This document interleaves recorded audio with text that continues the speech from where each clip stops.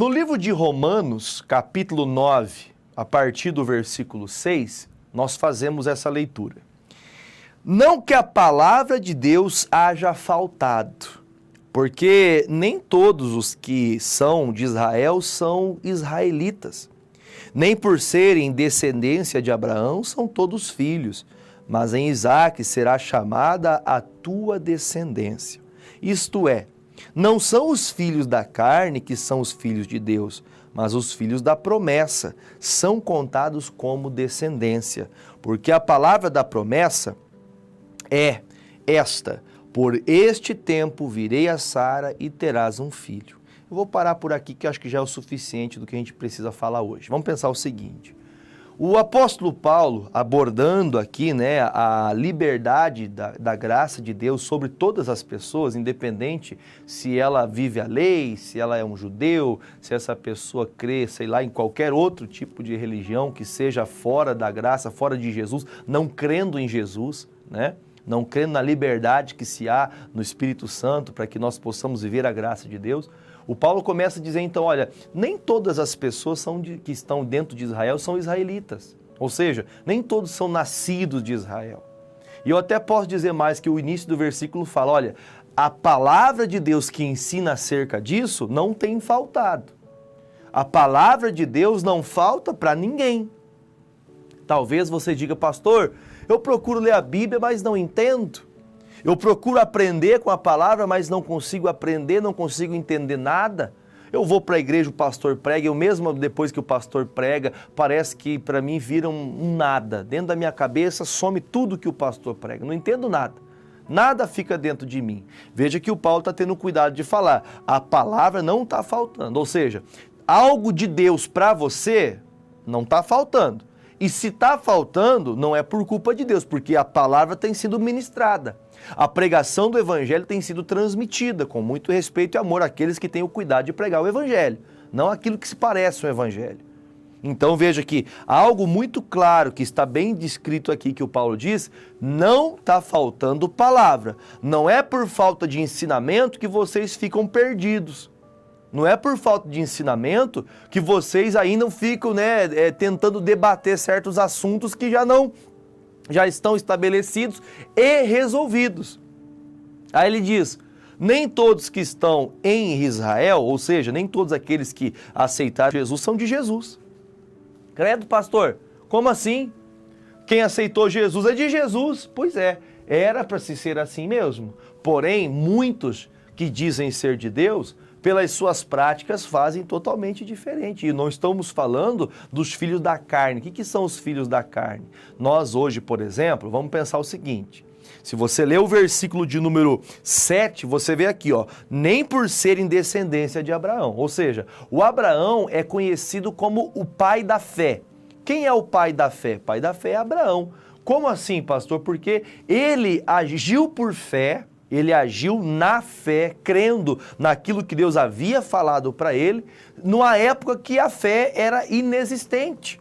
Não se existia a fé, é a fé que nós conhecemos. No entanto, que se você procurar nas Sagradas Escrituras, no Velho Testamento, desde Gênesis até o livro de Malaquias, se encontra 2 vezes a palavra fé.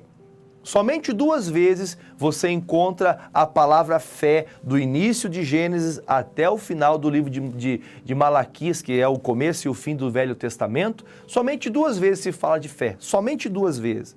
Então, não era algo que eles criam, que eles viviam fé. Então veja que Abraão, ele creu numa promessa de Deus, ou seja, ele teve a fé de acreditar em algo que Deus prometeu. E a fé hoje não é diferente. Nós precisamos crer na palavra, como diz o livro de Romanos 10:17, que ouvindo a palavra, guardando no coração, aí então a fé cresce em nosso coração. A fé vem de ouvir e ouvir a palavra. E o que é fé? Fé, Hebreus 11:1. A fé é o firme fundamento das coisas que se esperam e a certeza das coisas que não se veem. Então, a fé não era para qualquer um, não eram todos que viviam fé. Então, Abraão foi conhecido como o pai da fé, porque ele ousou crer naquilo que o Senhor havia dado. Porém, vamos pensar o seguinte, o Senhor fez uma aliança na circuncisão, dizendo que todos aqueles que viessem de Abraão seriam aliançados com Deus, teriam comunhão com o Pai. Porém, veja que o Paulo está dizendo aqui para os romanos, olha, gente, nós não temos tido falta de palavra, nós temos ouvido a palavra que nos ensina acerca desse assunto, que nos faz entender que há uma liberdade na graça, não precisa ser filho, nem ter sangue do Abraão, nem ser descendência do Abraão, para ser conhecido como filho da fé. Porém, ele fala aqui, ó, nem todos que são da descendência de Abraão são todos filhos, mas em Isaac será chamada a sua descendência. Ou seja, o Isaac é o resultado da fé de Abraão. É o resultado da fé que ele creu em Cristo, ele acreditou, aliás, ele acreditou em Deus, na palavra que Deus havia dado como promessa, e essa palavra se cumpriu quando nasceu seu filho Isaac. Porém, muitas pessoas ainda estão naquela fé de que estão na linhagem, tem o sangue de Abraão, o judeu, enfim, aí entra ali uma demagogia.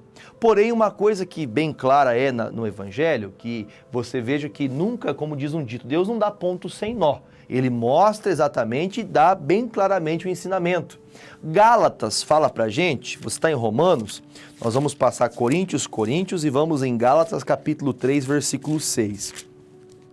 Gálatas 3, 6 fala assim, ó, olha o que diz. É o caso de Abraão, que creu em Deus e isso lhe foi imputado como justiça. Ou seja, pela fé que ele empregou, ele recebeu a promessa como justiça da fé que ele tinha no seu coração. Sabei, pois, que os que são da fé são filhos de Abraão.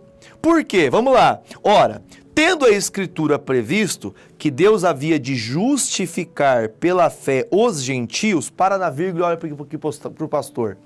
Ou seja, gentios eram aquelas pessoas conhecidas como os não de Deus, vamos dizer assim. Pessoas que não tinham sangue de Abraão, que não eram da linhagem, não eram judeus, não era o povo hebreu. Esses, então, não eram reconhecidos como os filhos de Abraão, ou seja, não eram da fé.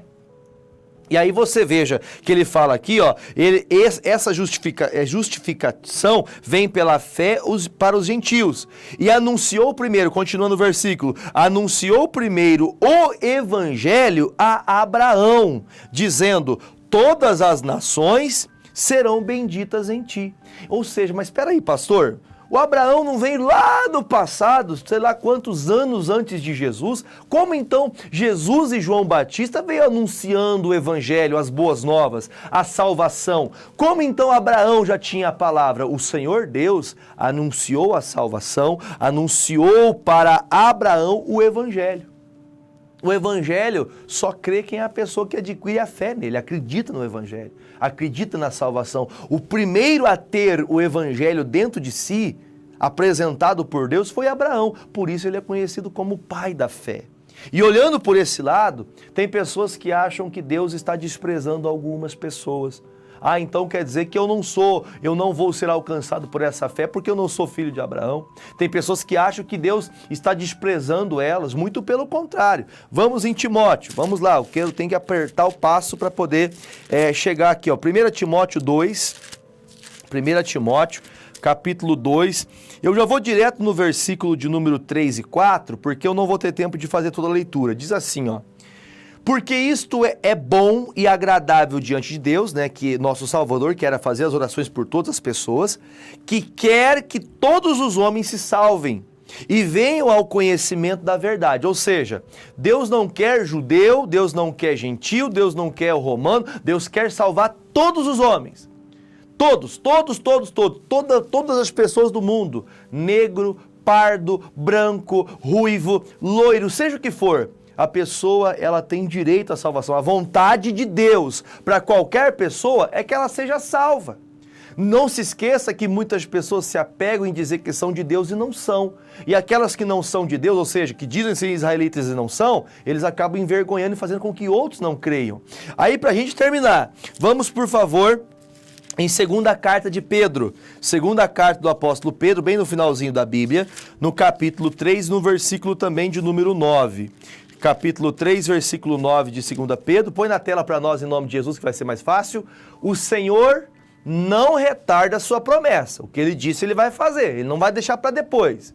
Ainda que alguns a tenham por tardia, algumas pessoas pensem que parece que está demorando demais, só que o Senhor é longânimo para convosco, ou seja, ele está dando tempo para você. Por que ele dá tempo? Não querendo que alguns se percam, ele dá tempo, senão que todos venham a arrepender-se.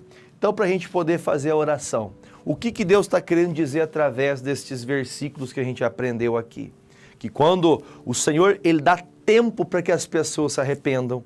Ele dá tempo, ele é longânimo, ou seja, você tem tempo para se arrepender, você tem tempo para voltar à fé, você tem tempo para crer, para aprender a palavra. Só que nem todas as pessoas que estão dentro de um meio cristão, evangélico, dentro de uma igreja, elas são verdadeiramente de Deus ou cristãs. Por quê? Porque não estão guardando o evangelho, elas vivem do jeito que acham melhor. E isso é muito sério, porque o Pedro diz, o Senhor está sendo longânimo, ou seja, a promessa dele não vai falhar. Um dia o Abraão, ele decidiu crer naquilo que foi falado para ele. E se você não crer, como que Deus fará por você?